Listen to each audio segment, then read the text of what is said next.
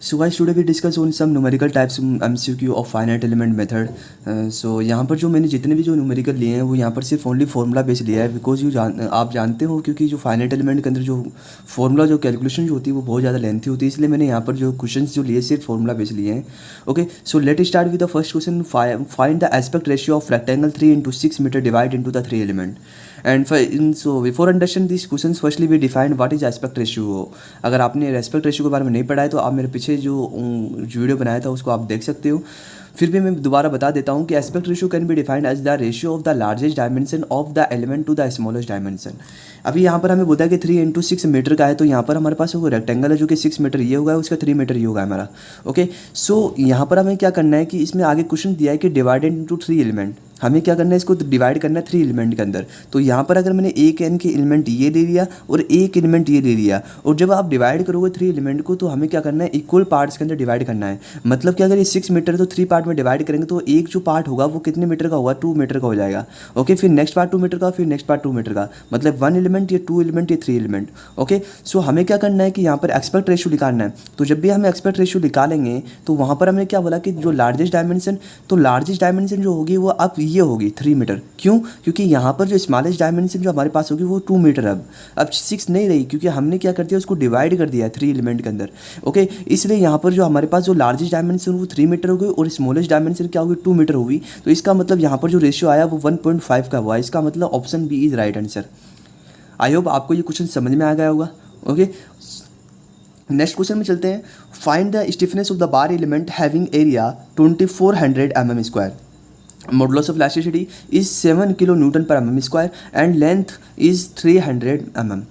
Okay, सो यहाँ पर हमें क्या करना है, स्टिफनेस ऑफ द बार निकालना है. और अगर आपको पता होगा कि स्टिफनेस का जो फॉर्मूला होता है वो क्या होता है, AE/L होता है. AE/L अगर आपको नहीं पता तो आप ये फॉर्मूला याद कर सकते हो. AE/L होता है, जब हम इसके अंदर वैल्यू पुट करेंगे 2400 इंटू, जब यानी कि ई इज मॉडुलस इलास्टिसिटी 7 यानी कि इंटू किलो न्यूटन में है, इसलिए यहाँ पर 1000 ले रहे हैं हम. ओके, उसके बाद में हमें क्या करना है, यहाँ पर जो है वो लेंथ तो 300. ओके, जब हम इसको सोल्व करेंगे तो यहाँ पर अप्रोक्सीमेट सॉल्यूशन जो मैंने पहले से फाइंड कर रखा है, तो यहाँ पर जो आंसर आएगा वो आपका ए जो ऑप्शन होगा 56 × 10⁴ न्यूटन/mm के अंदर आएगा. आई होप आपको ये समझ में आ गया होगा कि आप ये फॉर्मूला याद कर सकते हो इसके अंदर, K = AE/L. Okay, stiffness of the bar element. Okay, उसके बाद हम चलते हैं नेक्स्ट क्वेश्चन के अंदर. नेक्स्ट क्वेश्चन जो होता है वो हम बात करते हैं कि if A1 area is the triangles of 5 m² and N1 is the shape functions and the total area is 20 m², then find the value of N1. N1 is the shape function हमें find करना है जिसका area हमें दे रखा है A1 है, ठीक है. और A1 जो एरिया है वो हमारे पास 5 m² है, और जबकि टोटल जो यानी कि एरिया है वो 20 m² है. टोटल एरिया A का मतलब क्या है कि A1 प्लस का A2 प्लस का A3. फॉर एग्जाम्पल मैं आपको समझाने की कोशिश करता हूँ दोबारा कि ये मान लीजिए ये आपके पास कोई ट्राइंगल है. ओके, ये जो आपके पास कोई ट्राइंगल है, यहाँ पर इसकी मैंने शेप मतलब मान लीजिए 1 ये जो है इसका 2 मान लीजिए, ये मेरे पास 3 मान लिया है यहाँ पर नोड, ये नोड है इसका. ओके, जब नोड 1 नोड पे मैं जो शेप फंक्शन निकालूंगा 1 निकालूंगा, नोड 2 पे जो शेप फंक्शन निकालूंगा 1 2 निकालूंगा, नोड 3 पर शेप फंक्शन निकालूंगा 3 निकालूंगा. तो यहाँ पर सपोज मेरे पास कोई पॉइंट है तो उस पॉइंट को मैंने क्या कर लिया, इससे कोई पॉइंट माने मैंने यहाँ पर, ठीक है. तो यहाँ पर ये मुझे बताया गया है कि जो A1 जो एरिया है वो आपके पास दे रखा है, A2 एरिया और A3 एरिया मैंने इसको मान लिया, ठीक है. कुछ भी मान लो यहाँ पर आप इसको एरिया को किसी भी डिफाइन कर सकते हो, लेकिन जो हमें बताया गया कि जो एरिया टोटल एरिया है, मतलब टोटल एरिया का मतलब A1 A2 A3 वो आपके पास 20 m². ओके, जबकि A1 जो एरिया है वो आपका 5 m² है, और यहाँ पर आपको शेप फंक्शन निकालना है N1. तो अब यहाँ पर कैसे निकालोगे शेप फंक्शन, तो उसके लिए मैं आपको बताता हूँ फॉर्मूला क्या होता है कि जब भी हमें शेप फंक्शन निकालना हो तो किस पॉइंट पे शेप फंक्शन निकाल रहे हो, 1 पे निकाल रहे हो, 1 नोड पे निकालो शेप फंक्शन. तो इसका मतलब उसका एरिया A1 अपॉन में टोटल एरिया. ओके, जिस भी नोड के ऊपर जिसका भी शेप फंक्शन आपको निकालना है तो उसका एरिया हमें लेना पड़ेगा A1, ठीक है. अगर फर्स्ट का निकाल रहे हैं शेप फंक्शन निकाल रहे हैं तो A1 अपॉन में ए यहाँ पर टोटल एरिया. इसका मतलब यहाँ पर हमारे पास A1 एरिया वो हमारे पास 5 है और टोटल एरिया हमारे पास 20 है. इसका मतलब यहाँ पर ऑप्शन हमारे पास होगा वो 0.25. Option D is right answer. Okay, आगे चलते हैं हम. Find the value of shape function if N1 N2 दे रखा है and the find the value of the N3. और मैंने आपको बताया था कि जो प्रॉपर्टी होती है शेप फंक्शन की उसमें क्या होता है, उसका जो सम ऑफ द शेप फंक्शन होता है वो 1 होता है। ओके, जबकि हमारे पास इसका मतलब क्या हो कि n1 प्लस का n2 प्लस का एंड जो n3 होगा वो इक्वल टू 1 होगा। जबकि हमें क्या करना है, n3 की वैल्यू निकालनी है, और आपके पास क्या है यहाँ पर n1 की वैल्यू नोन है और n2 की वैल्यू भी नोन है। जब हम यहाँ पर 1 माइनस का 0.25 माइनस का 0.37 करेंगे तो यहाँ पर आई होप 0.38 जो है वो आंसर हमारे पास आ जाएगा। इसका मतलब ऑप्शन जो सी है वो आपका राइट आंसर है। आई होप आपको ये सबको ये क्वेश्चन आता होगा, और जितने आई होप और आपको जो चारों के चारों क्वेश्चन समझ में आ गए होंगे। नेक्स्ट क्वेश्चन क्या बोलता है कि find the Poisson's ratio if the modulus of elasticity is 200 gigapascal, okay, and modulus of rigidity is 77 gigapascal. I hope मुझे लगता है कि आपको मॉडुलस ऑफ इलास्टिसिटी और मॉडुलस ऑफ रिजिडिटी के बारे में आपको पता होगा। ओके, तो पॉइजन रेशियो क्या होता है? Poisson ratio can be defined as the ratio of the lateral strain upon में लीनियर स्ट्रेन होता है। ओके, जिसको हम यू से डिफाइन करते हैं। अब अगर सबसे पहले हमें क्या करना है, पॉइजन रेशियो अपन निकालना है, जबकि हमारे पास ई हमें दे रखा है, कितना दे रखा है, 200 गीगापास्कल दे रखा है। ओके, मॉडुलस ऑफ इलास्टिसिटी, जबकि जी जो है वो हमें दे रखा है 77 गीगापास्कल, जिसको हम क्या बोलते हैं, मॉडुलस ऑफ रिजिडिटी बोलते हैं। और हमें यहाँ पर क्या निकालना है, हमें यहाँ पर निकालना है जो हमारा जो पॉइजन रेशियो वो, इसलिए हम आपको जो है वो इलास्टिसिटी और जो रिजिडिटी के बीच में जो रिलेशनशिप है वो आपको उसका फॉर्मूला पता होना चाहिए। उसका फॉर्मूला मैं आपको बता देता हूँ, E is equal to 2G और 1 प्लस का न्यू। ओके, जहाँ पर E is modulus of elasticity, G is modulus of rigidity and nu जो मुझे दे रखा है वो पॉइजन रेशियो है। इसलिए जब हम यहाँ पर वैल्यू पुट करेंगे, ओके, तो यहाँ पर न्यू की वैल्यू हम यहाँ इस फॉर्मूले से क्या करेंगे, हम न्यू की वैल्यू निकाल लेंगे, क्योंकि ई हमारे पास है, जी हमारे पास है, न्यू की वैल्यू हमें निकालना है। तो यहाँ पर जब न्यू की वैल्यू निकालेंगे तो आई होप यहाँ पर आपका जो आंसर होगा वो 0.3 यानी कि 0.29 के आसपास आएगा। तो यहाँ पर हम जो है वो 0.3 का आंसर ले लेते हैं। ओके, अप्रॉक्सीमेट करके चलेंगे, तो यहाँ पर आपका ऑप्शन जो ए है वो राइट हो गया है। ओके, तो आई होप आपको पांचों के पांचों क्वेश्चन अब तक समझ। क्वेश्चन नंबर 6 यहाँ पर बताया है कि आपके पास ये जो वापस से वही क्वेश्चन से मैंने लिया है, आपको दोबारा समझाने के लिए मैंने शेप फंक्शन को डिफाइन करने के लिए, कि सपोज आपके पास ये जो है वो 1 पॉइंट है, ये आपके पास 0.2 या आपके पास 0.3 है। ओके, 1 से और 2 का जो ये जो यानी कि इस पॉइंट को मैंने डिफाइन किया, यहाँ पर कोई पॉइंट डिफाइन किया, जो इस इतना जो एरिया है वो A1 है, जिसका जो एरिया है वो 10 मीटर स्क्वायर है। A2 जो है उसका भी एरिया 10 मीटर स्क्वायर है, और जबकि A3 जो एरिया है वो 5 मीटर स्क्वायर है। ओके, यहाँ पर आपको शेप फंक्शन निकालना है सबका, ठीक है, n1 n2 n3 shape function निकालना है।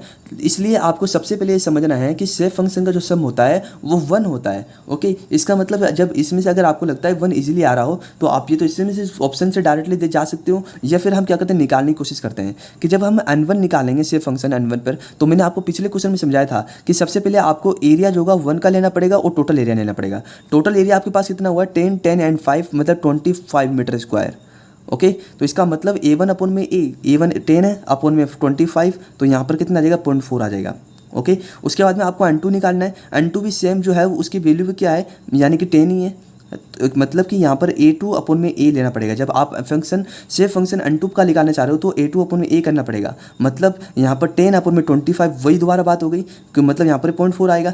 अगर आप n3 निकालना चाहते हो तो इसी फॉर्मूले से आप निकाल सकते हो, या फिर अगर आपके पास 2 टर्म अगर आ रही है, क्योंकि हमें पता है कि शेप फंक्शन जो होता है वो सम होता है 1 के बराबर में। हमें n1 पता चल गया, n2 पता चल गया, तो n3 हम इजीली निकाल सकते हैं कि 0.4 और 0.4 1 में से माइनस 0.8 कर दूंगा तो 0.2 बच गया। तो इसका मतलब ऑप्शन जो है वो ए आपका राइट है कि 0.4 n1 की वैल्यू है, n2 जो शेप फंक्शन है वो 0.4 है, n3 इजीली 0.2 आ जाएगा। अगर आपको फिर भी नहीं आ रहा हो तो हम क्या करेंगे, यहाँ पर n3 जो है उसको कैसे निकालेंगे, A3 अपॉन में कि A3 का एरिया ऑफ A3 अपॉन में टोटल एरिया। ओके, तो यहाँ से हमारे पास 0.2 आ जाएगा। आई होप आपको ये क्वेश्चन इजीली समझ में आ गया होगा। ओके, उसके बाद में बात करते हैं find out the aspect ratio of triangle, कि हमें जो है वो एस्पेक्ट रेशियो निकालना है ट्राइंगल का। ओके, तो अभी जो इससे पहले फर्स्ट क्वेश्चन हमने किया था उसमें रेक्टेंगल था, हमारे जो रेक्टेंगल था उसमें हमने एलिमेंट्स में डिवाइड किया था, लेकिन यहाँ पर कोई एलिमेंट्स में डिवाइड नहीं है, इसलिए मैंने यहाँ पर कन्फ्यूजन ना हो इसलिए मैंने यहाँ पर क्वेश्चन लिया है। इसमें देखिए कि ये आपकी जो साइड है ये A है, ये जो साइड है B है, ये साइड C है, जिसमें मैंने डिफाइन कर दिया है A है वो 3 मीटर है, B जो है 4 मीटर एंड C 4 मीटर है, इसलिए दोनों साइड इक्वल होने चाहिए, तभी आप इसका एस्पेक्ट रेशियो निकाल सकते हो। इसलिए यहाँ पर हमें क्या एस्पेक्ट रेशियो निकालने के लिए आपको पता है फॉर्मूला कि लार्जेस्ट डायमेंशन अपॉन में स्मॉलेस्ट डायमेंशन। अब वो लार्जेस्ट डायमेंशन या तो B अपॉन में A हो सकता है या फिर C अपॉन में A हो सकता है, बिकॉज B की वैल्यू 4 है और C की भी वैल्यू 4 है। ओके, तो इसलिए यहाँ पर 4/3 करेंगे हम, तो यहाँ पर आपका अप्रोक्सीमेट जो आंसर आएगा वो option A is right, 1.33 answer यहाँ पर आपका इजीली आ जाएगा। ओके, आई होप आपको आसानी इजीली समझ में आ गया होगा। ओके, उसके बाद नेक्स्ट क्वेश्चन पे चलते हैं। Question number 8, for 1 dimension fluid flow For one dimension fluid flow, the potential at node 1 and 2 are measured as 20 meter and 5 meter. कि यहाँ पर जो हमें बताया प्रेशर या फिर पोटेंशियल वो इस पॉइंट के ऊपर 20 मीटर है, एंड यहाँ पर जो हमारे पास पोटेंशियल या प्रेशर आप बोल सकते हो उसको वो P2 वो 5 मीटर है। ओके, जबकि हमें क्या कर रहा है कि determine the potential at A node, कि हमें इस पॉइंट के ऊपर पोटेंशियल फाइंड करना है जो कि क्या है कि 20 सेंटीमीटर फ्रॉम द ओरिजिन, कि 20 सेंटीमीटर जो है वो ओरिजिन से, यहाँ ओरिजिन से 20 सेंटीमीटर दूर है। इस पॉइंट पर हमें पोटेंशियल निकालना है, प्रेशर निकालना है आपका, जो भी आप बोल जाओ। From origin when node 1 and 2 are located at 22 centimeter at 32 centimeter, कि जो पॉइंट जो यानी कि जो नोड 1 है वो 2 सेंटीमीटर है, ओके, और जबकि जो नोड 2 है वो 32 सेंटीमीटर अवे डिस्टेंस पर है, ओके, ओरिजिन से। तो इसका मतलब पहले हम क्या करते हैं, गिवन टर्म लिख लेते हैं कि P1 जो आपके पास है वो 20 मीटर है, P2 जो आपका पोटेंशियल है वो 5 मीटर या प्रेशर आप बोलना चाहो। उसके बाद में यहाँ पर x की वैल्यू जो है वो 27, यहाँ पर हमें क्या निकालना है, पोटेंशियल निकालना है इस डिस्टेंस के ऊपर, ओके। और यहाँ पर x1 की वैल्यू क्या होगी, x1 मुझे 2 सेंटीमीटर दे रखा है, ओके। x2 की जो है वो नोड 2 के ऊपर जो डिस्टेंस है वो कितना हमारे पास है, वो यहाँ पर 32 गया, 32 सेंटीमीटर। अब यहाँ से लेके यहाँ तक की जो लेंथ है वो कितनी होगी, अगर x2 में से माइनस x1 कर दूंगा, कि अगर लेंथ मुझे निकालनी है तो x2 में से माइनस x1 कर दूंगा तो कितना आ जाएगा, 32 माइनस का 2 मतलब कितना आ जाएगा, 30 सेंटीमीटर, ओके। अब हमें पता है कि जब हम क्या करते हैं कि जब किसी भी पॉइंट के ऊपर हमें क्या निकालना हो, प्रेशर निकालना हो या पोटेंशियल निकालना हो या डिस्प्लेसमेंट निकालना हो, तो हमें पता है फॉर्मूला क्या होता है कि P ऑफ x अगर हमें निकालना है तो हमें क्या करना पड़ेगा, shape function multiply by pressure 1 पर प्लस N2 इंटू P2 करना पड़ेगा। अब यहाँ पर N1 की वैल्यू कैसे आएगी शेप फंक्शन की, देखिए अगर हम क्या करेंगे, अगर N1 के ऊपर हमें निकालना है शेप फंक्शन तो क्या करेंगे, अगर x2 में से माइनस अगर x कर देता हूँ मैं, कि अगर x2 माइनस का अगर x कर दिया अपोन में L, ओके, तो ये हमारे पास शेप फंक्शन निकल जाएगा इजीली। तो यहाँ पर P1 हो जाएगा प्लस N2 की वैल्यू कैसे निकलेगी, अगर मैं x में से माइनस x1 कर देता हूँ, x में से माइनस x1 और अपोन में ये लेंथ, ओके, L, इसको मल्टीप्लाई करेंगे P2 से, तो ये यहाँ पर होगा। तो यहाँ पर क्या होगा, x2 की वैल्यू आपके पास नोन है, ठीक है, और यहाँ पर जो है वो x2 की वैल्यू जो है हमारे पास 32, ओके, और माइनस का ये x जो 27 है x की वैल्यू, अपोन में लेंथ कितनी हमारे पास 30 है, और यहाँ पर जब मल्टीप्लाई करेंगे P हमारे पास 20 दे रखा है नोन, उसके बाद में x की वैल्यू हमारे पास 27 है, ओके, माइनस का x1 की वैल्यू जो मुझे दे रखी है वो 2 दे रखी है, और यहाँ पर L की वैल्यू 30 है, इंटू P2 जो है वो 5 है। तो यहाँ पर जब आप आंसर निकालोगे, जब इसको सोल्व करोगे इजीली, तो यहाँ पर जो आपका आंसर जो है 7.5 मीटर के आसपास आ जाएगा, ओके, यानी कि इस पॉइंट के ऊपर इतनी डिस्टेंस क्या हुई ओरिजिन से, तो यहाँ पर आपको पोटेंशियल जो निकलेगा वह प्रेशर जो निकलेगा वो 7.5 मीटर पर निकलेगा, ओके। आई होप आपको इतना समझ में आ गया होगा। उसके बाद में क्वेश्चन नंबर 9 पर चलते हैं कि find out the natural frequency of omega where stiffness K is 200 kilo newton per M and mass m is 250 kg। यहाँ पर आपको लग रहा होगा कि यहाँ पर जो है मैंने यहाँ पर जो है वाइब्रेशन का क्वेश्चन क्यों लिया, क्योंकि यहाँ पर आपने फाइनाइट एलिमेंट मेथड के अंदर वाइब्रेशन के बारे में पढ़ना पड़ेगा आपको, दूसरा हीट ट्रांसफर में पढ़ना पड़ेगा, फ्लूइड मैकेनिक्स का हमने क्वेश्चन ऊपर वाला ये कर लिया हमने, ठीक है। तो इस प्रकार यहाँ पर जो है वो सब्जेक्ट वाइज क्वेश्चन आ सकते हैं, इसलिए मैंने यहाँ पर ये क्वेश्चन लिए हैं, ओके, और शॉर्ट क्वेश्चन बनने के चांसेस ज़्यादा होंगे, ओके। तो नेचुरल फ्रिक्वेंसी अगर आपको अगर 1 डिग्री ऑफ फ्रीडम, अगर आपको वाइब्रेशन अगर आपने पढ़ा हो तो 1 डिग्री ऑफ यानी कि फ्रीडम जो है फ्री वाइब्रेशन के लिए अगर आपने निकाला हो तो आपने कुछ ऐसा किया होगा कि mx डबल डॉट प्लस का K X which is equal to 0, जहाँ पर हमें क्या होता है कि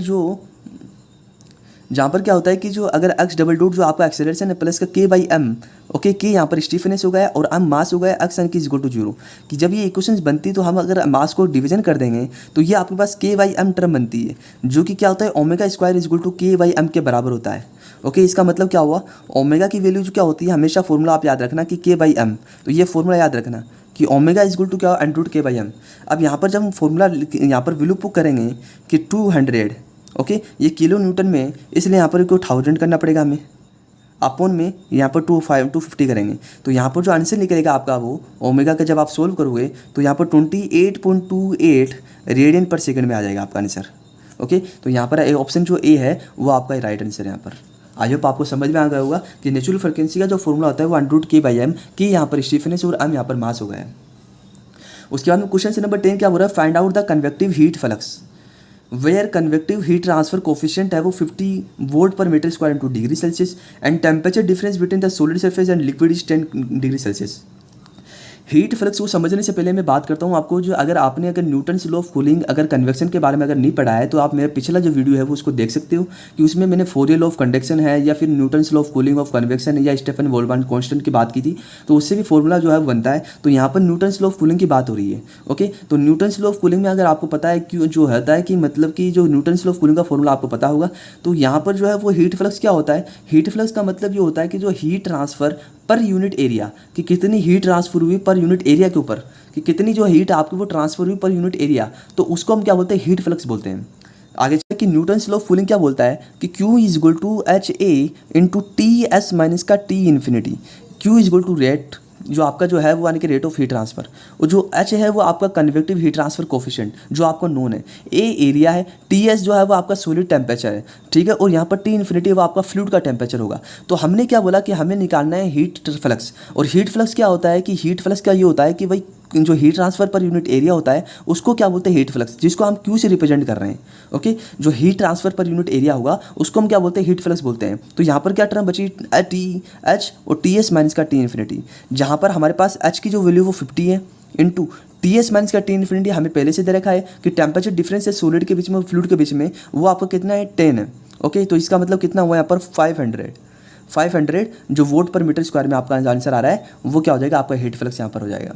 आई होप आपको इतना समझ में आ गया होगा। क्वेश्चन से नंबर 11 में क्या है कि आपने जो है वो जैसा पिछला जो क्वेश्चन हमने पढ़ा था पोटेंशियल वाला, सेम एज इट ये क्वेश्चन है, क्योंकि ये हीट ट्रांसफर से रिलेटेड है, यहाँ पर टेम्परेचर से रिलेटेड की बात होगी। तो यहाँ पर हमें क्या फाइंड आउट करने के लिए बोला है कि सपोज यहाँ पर किसी पॉइंट के ऊपर टेम्परेचर आपका T1 है 200 डिग्री सेल्सियस, T2 टेम्परेचर के ऊपर आपका जो टेम्परेचर वो नोड 2 के ऊपर टेम्परेचर है, ये नोड 1 है, ये नोड 2 है। तो T1 जो 1 नोड के ऊपर T1 टेम्परेचर 200 डिग्री सेल्सियस है, 2 नोड के ऊपर आपका टेम्परेचर 50 डिग्री सेल्सियस है, जबकि यहाँ इस पॉइंट के ऊपर आपको टेम्परेचर निकालना है। ओके, जो कि 25 centimeter away from the origin. ये जो आपका नोड 1 जो है वो 5 meter away from the origin, और ये 30 centimeter away from the origin. यहाँ पर सिर्फ हमें टेम्परेचर ग्रेडियंट निकालने के लिए बोला गया है, और टेम्परेचर ग्रेडियंट क्या होता है, dt अपन में dx होता है। आई होप आपको पता हुआ कि dt अपन dx टेम्परेचर ग्रेडियंट होता है। तो मतलब क्या होता है, dt क्या होता है, T2 माइनस का T1, मतलब final temperature minus initial temperature upon में x2 माइनस का x1। ओके, तो यहाँ पर T2 आपको पता है कितना है, 50, माइनस का T1 कितना है, 200, अपॉन में x2 माइनस का x1, x2 की वैल्यू आपको 30 है, माइनस का x1 की वैल्यू आपके पास 5 है, तो कितना हुआ ये, माइनस का 150/6 25, माइनस का 50 माइनस का 200 150 होगा, 30 माइनस का 5 25 होगा। जब इसको कैंसिल आउट करेंगे तो कितना जाएगा, माइनस का 6 डिग्री सेल्सियस। तो यहाँ पर ऑप्शन ए इज राइट। अब आप बोलोगे सर यहाँ पर नेगेटिव साइन क्यों आ रहा है, वो इसलिए क्योंकि ये जो माइनस जो साइन है वो ये रिप्रेजेंट करने काम कर रहा है कि नेगेटिव साइन ये रिप्रेजेंट कर रहा है कि आपका जो टेम्प जो है ये जो एलिमेंट है या फिर आपका जो टेम्परेचर है वो लीनियरली क्या आ रहा है, डिक्रीजिंग ऑर्डर में जा रहा है। कि यहाँ पर जो टेम्परेचर है वो 200 से 50 डिग्री सेल्सियस आ रहा है, तो मतलब वो क्या है, डिक्रीजिंग ऑर्डर के अंदर चल रहा है। ओके, तो ये इसको रिप्रेजेंट कर रहा है। एंड क्वेश्चन नंबर 12 जो लास्ट क्वेश्चन है हमारा। ओके, तो यहाँ पर क्या पूछा, find the value of strain in the direction of x, कि हमें जो है स्ट्रेन पूछा है in the direction of x, जहाँ पर हमें सिग्मा एक्स की वैल्यू दे दी हमें। ओके, सिग्मा वाई की वैल्यू हमें दे दी 150, सिग्मा जेड की वैल्यू हमें दे दी 110। उसके बाद में हमें दे दिया यहाँ पर कि उसके बाद में हमें क्वेश्चन दिया कि जो पोजीशन रेशियो है वो आपका 0.3 दे दिया। उसके बाद में ई जो है वो आने के आपके जो है मॉडुलस ऑफ इलास्टिसिटी वो 200 गीगापास्कल दे दिया। अगर आपको स्ट्रेन जो है स्ट्रेन का अगर आपको मतलब परपेंडिकुलर के अगर बारे में अगर नहीं पता होगा कि जो relationship between the perpendicular of the stress and strain के बीच में रिलेशन अगर नहीं पता आपको, तो मैं आपको डिफाइन कर देता हूँ यहाँ पर कि अगर आपको ई ऑफ एक्स अगर आपको निकालना होता है तो उस केस में क्या होता है, जब आप ई ऑफ एक्स निकालते हो, ओके, तो ई ऑफ एक्स जब आप निकालते हो तो उस केस में क्या होता है कि यहाँ पर जो फॉर्मूला बनता है वो सिग्मा एक्स डायरेक्शन में निकाल रहा हो स्ट्रेन, तो यहाँ पर स्ट्रेस अपॉन में मॉडुलस ऑफ इलास्टिसिटी माइनस का सिग्मा वाई अपॉन में modulus of elasticity into new position ratio minus का सिग्मा जेड अपॉन में modulus of elasticity into new position ratio. Okay, तो यहाँ पर हमारे पास जो ई है वो कॉमन ले लेते हैं हम, तो यहाँ पर जो फॉर्मूला बनता है वो सिग्मा एक्स माइनस का न्यू, यहाँ पर दोनों में से कॉमन ले लेते हैं न्यू, और सिग्मा वाई प्लस का सिग्मा जेड कर लेते हैं इसको। ओके, तो ये जो कंडीशंस होगी यहाँ से इन दोनों इस वैल्यू को आप जब सोल्व करोगे तो यहाँ पर आपके जो फॉर्मूला आपके पास ई दे रखा है यहाँ पर, लेकिन एक बात याद रखना कि ये मेगा पास्कल में है, ये गीगा पास्कल में है। ओके, तो गीगा पास्कल आपको पता है कि 1 गीगा पास्कल क्या होता है, 1 kilo newton per M M square में होता है, और Newton per M M square क्या होता है, वो आपका मेगा पास्कल होता है। ओके, तो शायद आप यूनिट कन्वर्जन करना इजीली समझ गए होंगे कि 1 गीगा पास्कल है वो 1 kilo newton per M M square होता है, और या फिर आप बोल सकते हो कि 1 किलो जो किलो न्यूटन, या फिर आप बोल सकते हो कि अगर मेगा पास्कल जो होता है उसके बराबर होता है Newton per M M square के बराबर होता है। ठीक है, तो यहाँ से जब आप वैल्यू को सोल्व कर रहे हो, यहाँ पर ई आपके पास दे रखा ही है। ओके, सिग्मा एक्स आपके पास वैल्यू नोन है, न्यू आपके पास वैल्यू है ये, सिग्मा वाई और सिग्मा जेड की आपके पास वैल्यू है। जब आप स्ट्रेन की वैल्यू निकालने की कोशिश करोगे तो यहाँ पर ऑप्शन जो होगा वो ए वो राइट हो जाएगा, 1.1 × 10⁻⁴। आई होप आपको ये जो है 12 के 12 क्वेश्चन समझ में आए होंगे, जो कि सिर्फ मैंने फॉर्मूला बेस्ड क्वेश्चन लिए हैं। अगर आपको अच्छा लगा हुआ तो प्लीज़ मेरे चैनल को सब्सक्राइब कीजिए, लाइक कीजिए और अपने फ्रेंड के साथ शेयर कीजिए। Thank you so much.